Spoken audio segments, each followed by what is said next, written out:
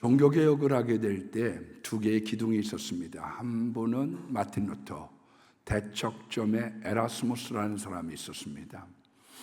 그런데 이 에라스무스라고 하는 분은 자유의지론이라고 하는 책을 발간하면서 세상에 알려지게 되고 지금까지도 회자가 되는 아주 그런 중요한 역할을 감당했던 분이죠. 그런데 이 에라스무스는 원래 사제가 혼외자로 낳은 그런 인생으로 출발을 했습니다. 수도원 생활을 했고 또 언어에 능통했던지라 그와 같은 해박한 지식으로 우신예찬이라고 하는 책을 썼는데 거기 이제 폴리라고 하는 어리석은 신들이 당시 대상을 비판하고 그리고 자기도 사제의 혼외자였던지라 이 사제들의 잘못된 문란했던 생활들을 꼬집는 그와 같은 내용으로 말미암아 오늘날로 따지면 스타덤에 올라가게 됐던 거지요. 이분은 어떤 예지적인 능력보다는 이성에 더 중점을 두었고요. 그런 이성적인 관점들이 인문주의 시대를 열게 됐습니다. 그래서 인문주의라고 하는 것은 인간주의하고는 좀 다르고요. 인간을 조금 더 확대하고 찾아보자고 하는 운동이죠. 네, 르네상스라고 하는 말은 불어인데 영어로 따지면 born again입니다. 그러니까 물과 성령으로 거듭나는 것이 아니라 이성으로 말미암아 다시 한번 우리가 조명해 볼 필요가 있다. 우리의 영적인 무지였던 중세 시대를 말씀의 조명뿐만 아니라 인간을 되찾고 이성적인 조명이 필요하다고 생각했던 분이죠. 그러다 보니까 이분은 인간의 책임을 강조를 해서 아담과 하와가 선악과를 따먹을 때 그것이 예수님의 예지적인 것, 하나님이 예정해 놓고 이미 알고 계셨다고 하는 그런 논리보다는 인간의 책임, 네가 알고 따먹었기 때문에 거기에 대한 처벌을 받는 것이 마땅하지 아니하냐, 그런 관점을 가지고 전개를 해놨습니다. 그런데 여기에 대해서 마틴 루터가 노예의지론이라고 하는 책을 내면서 조목조목 반박을 했던 거죠. 우리의 자유라고 하는 것은 선택의 자유가 아니라 죄와 사망으로부터의 자유인 거고 장차 임할 심판의 두려움으로부터의 자유다. 신앙의 자유, 영적 자유를 강조했던 걸 볼 수가 있습니다. 이와 같은 논쟁들은 루터와 에라스무스 때만 있었던 게 아니라 4세기경에 그 펠라기우스라고 하는 사람이 어거스틴을 공격을 하면서 우리들에게 인간의 책임의 영역들을 이야기하고 인간이 스스로 선악을 선택할 수 있다고 이야기를 했습니다. 그러나 이와 같은 이론들은 역사적으로 펠라기우스가 이단으로 정죄가 되면서 거기에 대한 석연치 않은 것 때문에 논쟁이 있다가 요한 웨슬레 때 다시 끄집어내기 시작을 했죠. 선악과를 먹은 건 우리의 책임이 아니냐, 그건 인간의 책임이 아니냐. 신명기에 생명과 사망과 복과 저주가 있는데 그것을 선택하는 것에 대한 책임은 인간에게 있는 것이 아니냐. 또 요한계시록에도 인간의 책임에 대한 것들을 굉장히 부각시키고 있다는 점에서 그와 같은 것을 감리교가 끄집어내서 당대의 예정론에 대해서 반기를 들었던 것을 알 수 있습니다. 정통신앙으로 들어가 보면 정통신앙은 제가 보는 한 물론 자유의지에 대한 대목들도 많이 있지만 노예의지론, 한마디로 따지면 하나님의 예지론에 대한 것들에 조금 더 무게를 두고 있는 것이 아니냐, 그렇게 볼 수 있다 말씀드릴 수 있습니다. 가령 한 가지 예를 들면 요한복음 6장 64절 말씀에 보면 예수님께서 가룟 유다가 팔 것을 이미 알고 계셨다. 이미 알았었다는 거예요. 이미 내정이 되어져 있는 거죠. 짜져 있다는 거예요. 구약에 이미 예언이 되어졌다. 그래서 요한복음 13장 18절에 보면 이사야서 41장 9절에 있는 말씀을 인용을 했습니다. 내 떡을 먹는 자가 발꿈치를 들었다. 그 발꿈치를 들었다는 말은 배반을 뜻하거든요. 그러니까 짐승이 공격을 할 때 이 뒷발질을 하는 것을 이제 형상화해서 발꿈치를 들었다는 말이 뭐냐? 그게 가룟 유다가 배반할 줄을 알고 있었다. 거기에 대한, 그러니까 구약의 증언, 예수님의 증언을 본다고 하면 다분히 예정적이라고 말씀드릴 수 있죠. 그러면 우리가 어떻게 선택을 했느냐? 하나님께서 우리에게 은혜 주셔서 올바른 길을 선택할 수 있도록 길을 열어주셨다는 거예요. 오늘 찬양에도 보면 면류관 벗어서 주 앞에 드리세. 왜 우리가 면류관을 벗어서 주 앞에 드리느냐? 내가 한 것 없어요. 하나님께서 은혜 주셔서 내가 그 은혜의 부음에서 이 일들도 했고, 내가 칭찬받을 일, 면류관 받을 일을 했습니다. 그것이 요한계시록 4장에 수록되어져 있는 그 내용을 가지고 면류관 벗어 하나님께 경배한다는 말이 나온 거죠. 그럼에도 불구하고 인간이 자꾸 하나님의 은혜를 거부한 것에 대해서는 자기의 책임이 있다는 거예요. 그래서 이 두 가지가 엮여져서 오늘날까지 있는 것이고, 정통교리는 마틴 루터의 노예 의지론이 더 강세를 보이고 있다 말씀드릴 수 있습니다. 실제로 보면 이성을 강조했던 에라스무스의 전통을 이어받았던 사람은 계몽주의를 낳았죠. 빛으로 우리가 중세의 어두움을 신앙의 조명을 할 뿐만 아니라 이성의 조명을 할 필요가 있다. 그래서 손오공 같은 이야기들은 빼자. 무슨 오병이요, 무슨 보리떡 5개 물고기 2마리로 5,000명을 먹이느냐, 무슨 사람이 물길이를 걷느냐, 이런 이적이라든지 치료라든지 그리고 예언에 대한 것들은 없애버리자. 이것이 자유주의가 태동할 수 있는 근간을 얘기했던 것이고, 결과론적으로는 구라파 있는 신앙을 무너뜨린 가장 강력한 주범이라는 점에서 굉장히 타당성이 있지만 조심해야지 될 부분이 있다고 말씀드릴 수 있습니다. 그러면 노예 의지, 왜 우리가 노예냐 이거예요. 우리가 죄와 사망으로부터 해방되고 바로의 압제로부터 우리가 벗어났는데, 우리가 그래서 세례받아 교회, 광야 생활을 가고 있는, 우리는 자유인 아니냐. 그런데 왜 사도 바울은 로마서 1장 1절에 자기를 소개를 하게 될 때 예수 그리스도의 종 사도 바울이라고 얘기했느냐? 왜 종이라고 표현했느냐? 거기에 대한 문제에 대하여 말씀드린다고 하면, 과거는 마귀의 종, 바로의 종, 세상의 종이었지만 이제는 내 주인은 예수 그리스도입니다. 그래서 우리가 예수님을 주로 고백하는 거죠. 주로. Lord, I want to be a Christian. 우리가 주님, 나는 하나님의 소속된 사람입니다. 나는 천주님의 노예고 종이다. 그렇게 말씀하고 있는 겁니다. 여러분, 그래서 기독교인은 죄에 빠져서 건진받은 자유인인 동시에 하나님의 소유된 백성이거든요. 로마서 6장 17절 말씀에 보면 너희가 전에는 죄의 종이었더니 이제는 우리가 자유를 받아 우리가 그 자유를 그리스도께로 반납한 우리가 예수의 종으로 살아간다는 거예요. 그래서 한편으로 우리가 하나님의 자녀이고 다른 한편으로는 우리 하나님의 종으로 우리가 살아가고 있는데, 오늘 말씀에 보면 종의 5가지의 종류가 나온다는 겁니다. 그래서 성경의 누가복음에 종에 대한 이야기가 굉장히 많이 나와요. 그래서 오늘 성경에 나오는 5가지 종류의 종들을 이야기하면서 우리는 어떤 삶을 살아가야 될 것이냐, 그거를 오늘 말씀을 나누고자 합니다. 첫 번째로 하나님이 시키시는 대로 하는 종이 있습니다. 하나님이 시키실 때 이해하는 거죠. 때로는 그게 이해가 되지 않고 때로는 억울하고 슬퍼요. 그러나 이해하는 사람. 가령 이사야서 20장 2절 말씀에 보면 하나님께서 이사야에게 3년 동안 벗은 몸과 벗은 발로 돌아다녀라.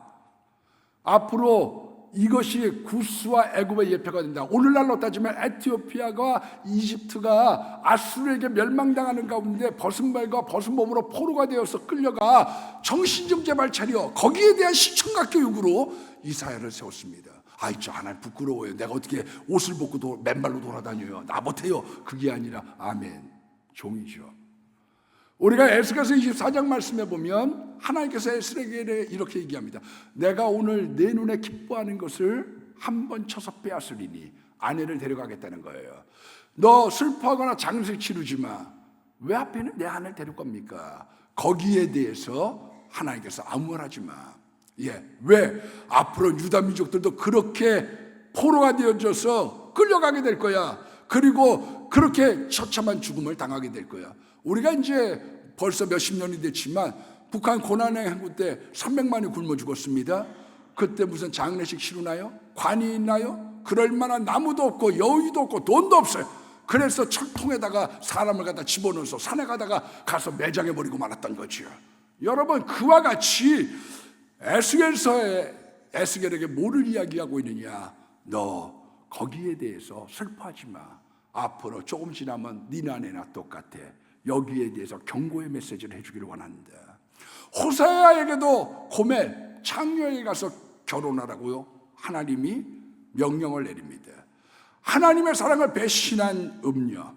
여러분, 바람피는 여자를 데리고 사는 남편의 심정이 어떤 것이었겠어요? 예수 신랑으로 봤을 때 바람을 피며 살아가고 있는 이스라엘 민족, 그것이 내 심정이 어떤지 네가 알기를 원하냐? 어떻게 하면 네가 피 묻은 십자가의 복음을 가슴을 쏟아놔서 피를 쏟는 심정으로 살아갈 수 있느냐? 너 한번 창녀와 결혼해서 그 여자하고 살아봐. 집을 뛰쳐나가는 이 남편의 심정이 어떤 건지 알기 원해. 여러분, 거기에 대해서 이해했던 거죠. 우리가 때로는 하나님에게 질문할 게 있습니다. 하고 싶을 때가 있습니다. 왜 하나님, 왜 이래야 됩니까? 내가 하나님 앞에 잘못한 거 있습니까? 왜 하나님께서 나를 갖다가 이런 일에 세우셔서 나를 갖다가 이렇게 힘들게 하십니까? 질문하고 따지고 싶을 때가 있는 거죠. 우리 교회 오셨던 부흥사로 오셨던 이 동안교회 김영준 목사님은 제가 전화를 걸 때는 전화를 받으세요.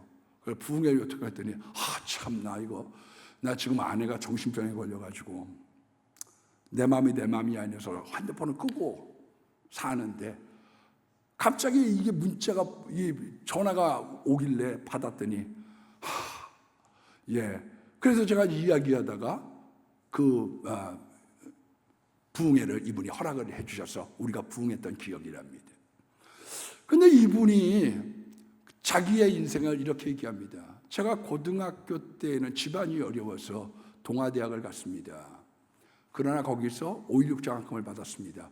단과대학 수석을 한 거죠. 4년 완전 장학금이거든요. 저 열심히 살았습니다.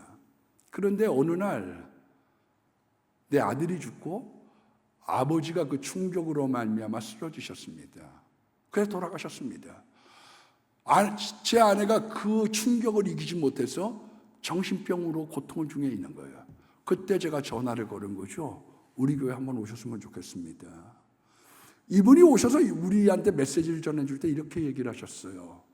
너무 엄청난 일들이 쏟아졌을 때 하나님 앞에 기도하고 잠을 잤습니다. 그리고 그 꿈속에 영어 단어가 또렷하게 나와서 자기가 잠에 깨자마자 그 영어 단어를 사전을 찾아봤는데 거기에 사명자 그렇게 쓰여 있었다는 거예요.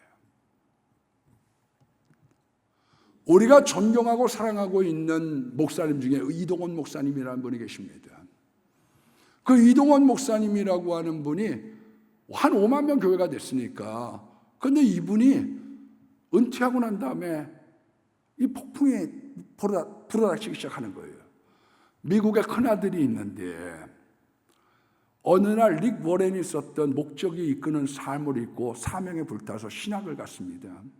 그리고 이제 영어를 잘하니까 거기서 영어 사역자로 일을 하고 있는데 남편이 신학한다는 거에 대해서 사모님, 아내가 감당을 못해서 집을 뛰쳐나갔어요. 그리고 거기에 대한 충격으로 말미암아 아들이 공황장애, 정신병에 걸린 거죠. 그런데 그 아들이 지금 영어를 잘하니까 내 영어책 7권을 번역을 했습니다. 영어로. 그런데 웃어야지 될지 울어야지 될지. 작은 아들은 머리가 뛰어났던 것 같아요. 아버지가 책을 좋아했으니까요. 그래서 한동대 법률전문대학원에서 수석으로 졸업하고 국제변호사가 됐습니다. 그런데 42살이 됐을 때 그 아들이 암에 걸려서 7개월 투병을 하다가 죽었습니다. 장례를 집례하는 목사님이 데살로니가전서 5장 18절 1말씀, 항상 범사에 감사하라. 이것이 너희를 향한 하나님의 뜻이니라. 그런데 그것을 참 받아들이기가 어려웠습니다. 그 이야기를 듣고 자기가 받아들이기가 어려웠다는 거예요. 우리가 지선한 사랑에 그 대학생이 투명하고 해맑은 사람이에요. 교통사고가 나서 얼굴에 화상을 입어서 수많은 고통 가운데 나중에 이대 교수, 본교에 가서 교수가 됐습니다. 그런데 그 이지선 교수가 뭐라고 얘기하느냐, 내가 천국에 가면 한 번쯤은 예수님에게 따져보고 싶었습니다. 하나님에게 내가 한번 따져보고 싶었습니다. 왜 내 인생이 이래야 됩니까? 두 번째에 있는 종이 있습니다. 마지못해 하는 종들이 있죠. 마지못해. 요나라고 하는 사람이 하나님이 니느웨에 가가지고 전도해라. 내키질 않아요. 왜? 니느웨가 잘 된다는 거는 우리 유다 민족이 잘 안 된다는 걸 의미하니까요. 아니, 지금 일본이 잘 돼서 우리를 갖다가 공박하는데 거기가 잘 되게 하고 거기가 망해야지 좋은데 마음에 내키지 않는 거죠. 그래서 하나님 앞에 죽을 고비를 맞이하니까 물고기 뱃속에서 선 기도를 합니다. 하나님 살려주시면 사명 감당하겠습니다. 우리로 따지면 6.25 사변 때 목숨이 경각에 붙잡 달렸을 때 하나님 저 살려주시면 저 신학할게요. 그랬던 사람이 요나인 거죠. 그런데 막상 자기가 증거를 한다고 서운했으니 안 할 수는 없고 하기는 껄쩍지근하고, 그래서 마음에 없는 니느웨가 바라는 마음으로 입으로 억지로 전도를 합니다. 예수 믿으세요. 여러분, 예수 안 믿으면 지옥 갑니다. 그와 같은 내용을 전파했더라. 여러분, 내가 힘든, 나는 안 되고 남이 잘 되는 걸 바라는 거는요, 예수님 된 거예요. 그거는 어렵습니다, 여러분. 굉장히 어려운 거예요. 내가 안 되면서 저 사람 잘 된다? 여러분, 여기 이제 그 삼성교회가 좀 어려웠던 시절이에요. 맨 마지막에 4년 동안 싸우다가 부목사님이 100명을 데리고 나와서 개척을 하셨어요. 중천 사거리니까 코앞 아니에요, 코앞. 그런데 우리 팀이 시찰 경례에 있어서 제가 이렇게 갔더니 분위기가요 얼마나 뜨겁고 은혜로운지. 근데 그 예배를 참석하고 돌아오는데 기쁜 게 아니라 마음이 조금 긴장이 되면서 이러다가 우리 교회들 뺏기는 거 아니야? 기쁜 게 아니라 내 교회 뺏기는 거 아니야? 그런 생각이 내 앞을 가리기 시작하는 거지. 제가 어떤 구역장 한 분이 회사에서 전무를 하셨어요, 남편이. 그분이 자기 구역원이 집에서 실 공장을 해요. 가내공업이죠. 어려우니까요. 자기 아이들이 쓰던 책상도 갖다가 주고, 어려우니까 학용품 값도 대주고, 자기 자녀들이 이렇게 썼던 것 물려주고, 나이가 좀 더 많으니까 갖다 줬어요. 근데 이제 IMF를 딱 당했는데 역전이 됐어요. 전무는 이제 퇴직하고 그 간호금은 잘 돼가지고요, 돈 잘 벌기 시작하는데 저한테 이렇게 얘기를 하세요. 내가 그 구역원이 정말 잘 되기를 얼마나 기도했는지 몰라요. 너무 생활이 어려웠거든요. 우리 집 거 갖다 썼거든요. 근데 정말 잘 되고 났는데 내 마음이 참 쉽지 않아요, 목사님. 내 마음이 쉽지 않네요. 사랑은 자기의 유익을 구하는 게 아니야. 근데 내가 안 되고 남 잘 된다는 거 이게 쉬운가요? 여러분, 인간은 죄인이에요. 인간은 끊임없는 죄인. 하나님이 우리의 심성도 알고 우리가 죄인됨도 알지만 우리를 사랑하시고 구원하시고 사명도 맡게 하시고 우리를 동역하게 하는 거지요. 왜 우리가 남한테 자랑 안 합니까? 왜냐하면 그것이 남에게 상처가 되거든요. 마지 못해서 하는 사람들. 세 번째가 안 할 수 없어서 일하는 사람이 있습니다. 예레미야서 20장 말씀에 보면 예레미야가 말씀 전하면 자꾸 핍박을 받고 박해를 받고 조롱을 받으니까 나 이제부터 전도 안 해요. 그러면 마음이 불타는 것 같았다. 자녀가 속색이면요 마음이 불타는 것 같은 거죠.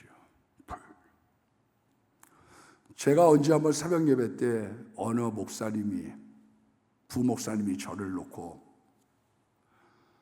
그야말로 악한 설교를 하는데 마음이 냉과리 같이 된다는 게 뭔지 알았습니다.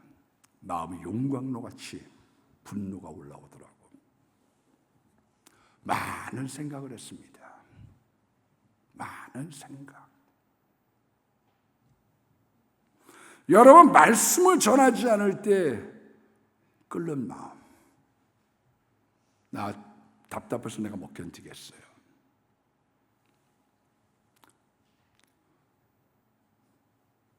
고린도전서 9장 16절 말씀에 보면 사도 바울이 내가 말씀을 전하지 않으면 내게 화가 있다는 거예요. 여러분, 우리가 교회를 나오든지 직장을 가든지 급한 일이 있는데 한 사람이 쓰러져 있어요.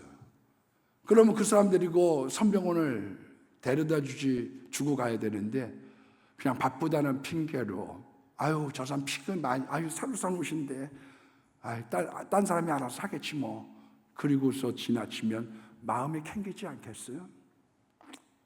병원 데려다 주고 올걸. 여러분, 지옥 가는 영혼들, 그 영혼들을 보고서 지나칠 수 있나요?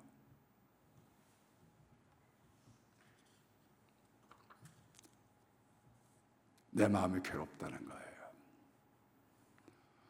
저들이 저러다가 영벌 지옥에 떨어지는 것을 내가 참아볼 수 없다고 하는 마음 가운데 마음, 냉과리 같은 마음, 용광로 화로 같은 마음. 난 안 할 수 없어요. 그래서 사도 바울이 내게 자랑할 것이 없으면 내가 부득불한 것이라. 내가 복음을 전하지 않으면 내게 화가 있으리로다. 네 번째는 하나님께서 싫어하는 무익한 종, 해악된 종이 있습니다. 악한 종들이 있다. 마태복음 25장에 보니까 한 달란트 맡은 종이 있습니다. 악하고 게으른 종이죠.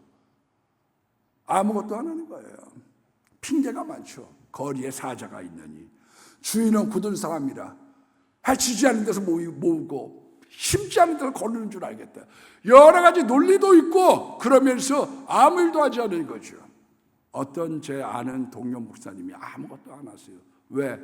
일하면 자꾸 말들이 생기고 마귀도 역사하거든요. 내버려두면 어떻게 되느냐? 그러면 라우디게아처럼 교회처럼 서서히 식어가면서 교인들이 줄게 되어지는 거죠.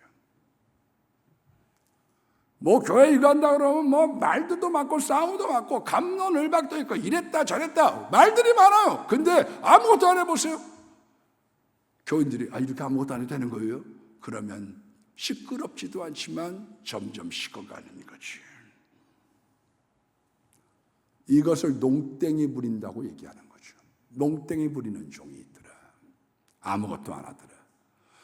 누가복음에 많은 종들에 대해서 이야기를 하고 있습니다. 그 많은 종들에 대해서 얘기할 때 누가복음 12장 말씀에 보니까 하나님께 많이 받고 아무것도 안 한 자는 많이 맞을 것이요. 여러분, 하나님의 일을 할 때요, 땅만 버리는 무화과 나무가 되지 않길 바라요. 누가복음 13장 6절 9절의 말씀에도 보니까 땅만 버리고 있는 거예요. 아무것도 안 하는 거예요. 열매를 맺지 못하는 거예요. 자리는 탐해요. 이게 좋단다 저게 좋단다. 그리고서 아무것도 일하지 않는 자를 찍어내버리겠다. 왜? 성경은 자리만 탐하고 아무것도 안 하는 종들에 대해서 차라리 하지 않는 건 죄가 아니에요. 하고 일 안 하는 건 죄입니다. 그건 죄예요. 이번엔 안식사회장 누가 할 거예요? 당신의 싫어. 싫어. 당신 싫어. 당신의 하게. 그리고 아무것도 안 하는 건 죄예요. 그건 죄입니다. 심지어는 누가복음 16장에 보면 불의한 종이 나옵니다. 하나님 마음에 안 드는 주인의 재산을 허비한다는 말이 들려요. 그래서 와서 한번 세마자 창고에 가가지고 봤습니다. 지금 비단이 몇 필이야? 밀이 몇이야? 기름이 얼마야? 재고 그리고 몇 년이 됐지? 다 이제 퇴직금 뭐 이런 거 계산을 세마자 해고 통지를 받았습니다. 그랬더니 이 사람이 빌어먹자니 부끄럽고 땅을 파자니 힘이 없구나. 그래서 빚진 사람들 데리고 와가지고 자기가 기마이를 쓰기 시작하는 거죠. 기마이 얼마 꼬갔어요? 기름 100마리입니다. 밀 100석입니다. 밀 100석 50석으로 빨리 고치세요. 기름 100마리입니다. 80석으로 고쳐요. 그리고 자기가 인심 쓰기 시작하는 거죠. 그 기마일 쓰는 종을 불의한 사람이다. 다르게 얘기하면 어떤 사람이냐? 오늘날로 따지면 회사 카드, 우리가 법카라고 얘기하죠. 그거 가지고 친구 만나서 술 마시고 카드 걷고, 아내 생일 때 이제 그거 카드 가지고 생일 케이크 사고 꽃다발 사가지고 가지고 오고, 회사 돈 내 거로 내 맘대로 50말, 80말 내가 알아서 기마일 쓰는 것, 그 소문이 주인에게 들어갔다. 그렇게 얘기하고 있습니다.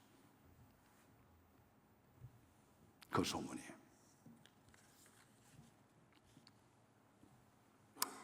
심지어 마태복음 24장 48절 51절의 말씀에 보면 아주 악한 종이 어떻게 하느냐. 주인이 더디오리라고 생각하고 친구들과 더불어 술 마시고 그리고 하인들을 때렸다. 생각지 않은 날에 주인이 돌아와서 이 사람을 어미 때리고 외식하는 자의 율에 처하게 하겠다. 여러분, 사람들이요, 술 마시고 뭐 놀고 방탕하고 사람 때리는 사람들이, 영국의 역사를 하나 들춰보면 루이 14세는 짐이 곧 왕이다. 절대 왕종을 구가했죠. 5살에 왕이 됐습니다. 그런데 반란이 났어요. 이거 반란 없애려고 하면 어떻게 하면 좋을까? 그래서 고안해낸 게 뭔고 하면 전쟁을 일으키죠. 전쟁을 일으키면 군대 소집권이 있으니까 전쟁을 막을 수 있고 제후들 달래려고 매일 파티를 하죠. 그래서 매일 파티하고 사지에 내보내서 백성들, 군인들 죽게 했던 거죠. 이 사람이 나중에 병이 나는데 당신은 치아를 뽑아야 된다고 했기 때문에요. 이빨 32개를 마취제도 없는데 생이빨을 뽑기 시작한 것이요. 어땠겠어요? 루이 15세도 허랑방탕, 루이 16세도 마찬가지 허랑방탕, 미국 전쟁 끼어들고 돕다가 결국은 단두대에 처형이 된 것이요. 프랑스 대혁명의 빌미가 됐으니까요. 여러분, 자기를 위해서 방법이 있어요. 군대를 모집하고 동무들을 때리고 술 취하며 살아가는 방법이 있다는 거예요. 맨 마지막에 여러분들에게 5번째로 칭찬받는 종들이 있습니다. 이 칭찬받는 종들은 어떤 종들이냐? 마태복음 25장의 말씀에 보면 5달란트, 2달란트 받았던 종이죠. 내게 아니에요? 주인의 겁니다. 그런데 그 주인의 것을 위해서 헌신하는 거죠. 여러분, 직장을 갔습니까? 그 직장을 잘 되게 하십시오. 어떤 사람 부목사 가면 그 교회에 정말로 헌신하고 잘 부흥시켜 준다는 건 값진 일이에요. 이거 한다고 뭐 내 돈 되는 거야? 거기에 농땡이가 나오고 거기에 잘못된 친구들의 모임이 생기기 시작하는 거죠. 어디를 가나 거기를 복되게 하십시오. 누가복음 10장 8절 28절 말씀해 보니까 2경이나 3경, 그러니까 밤 9시부터 새벽 3시까지 그때 일하는 종들이 복이 있다, 그렇게 했어요. 딱 닫혔더니 나이가 저도 좀 이제 먹어가니까요, 왜 이렇게 2시간만 자면 잠을 깨는지 모르겠어요. 2시간만 자면 자꾸 잠이 깨. 그런데 하나님이 기도하라고 그러신 거다니까. 세상도 어렵고 교회도 쉽지 않거든요. 예수님이 나를 깨우시는 것. 여러분, 주의 일하다가 주님 만난다는 게 얼마나 귀합니까? 여러분들은 어떻게 하다가 주님 만나고 싶으세요? 저는 기도하다가 주님 만나고 찬양하다가 주님 만나고 싶어요. 오늘 본문에 어떤 종은 밭에 가서 일하고 양치고 돌아왔습니다.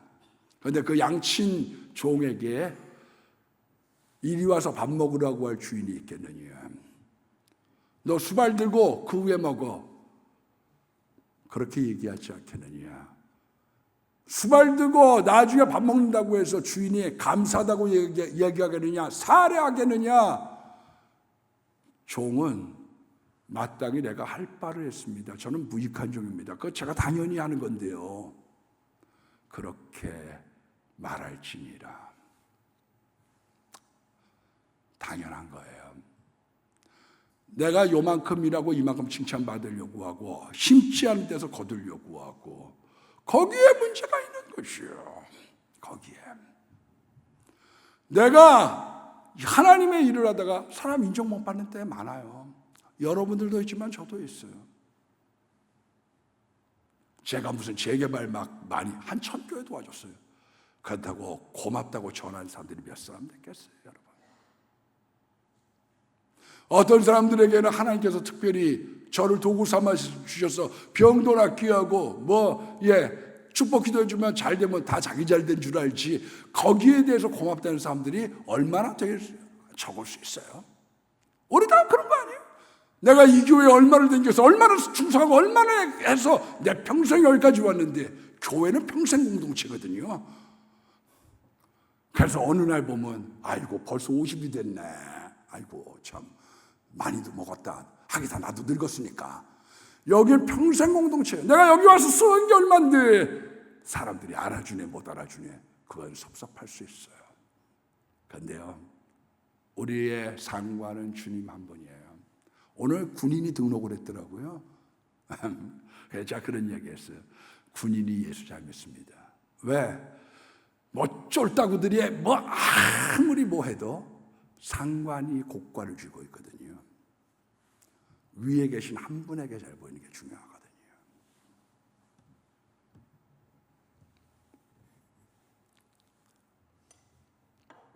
그게 굉장히 중요하거든요. 사람들의 평가는 이럴 수도 있고 저럴 수도 있고 좋대, 단 여러 가지가 있어요. 그러나 섭섭이 없으려고 하면요, 당연한 거 한 거예요. 내세울 거 없고요. 저는 무익한 종입니다. 오늘 종들에 대한 얘기를 했어요. 농땡이 부리는 종, 그걸 뭐라고 얘기하느냐, 직무유기. 지 혼자서 알아서 막 기말 쓰는 종을 직권남용, 악한 종들이 있고 하나님께서 인정하시는 종이 있다는 거예요. 여러분, 평생에 저 무익한 사람입니다. 주님 은혜 주셔서 여기까지 왔습니다. 면류관 벗어서 주 앞에 드리세요.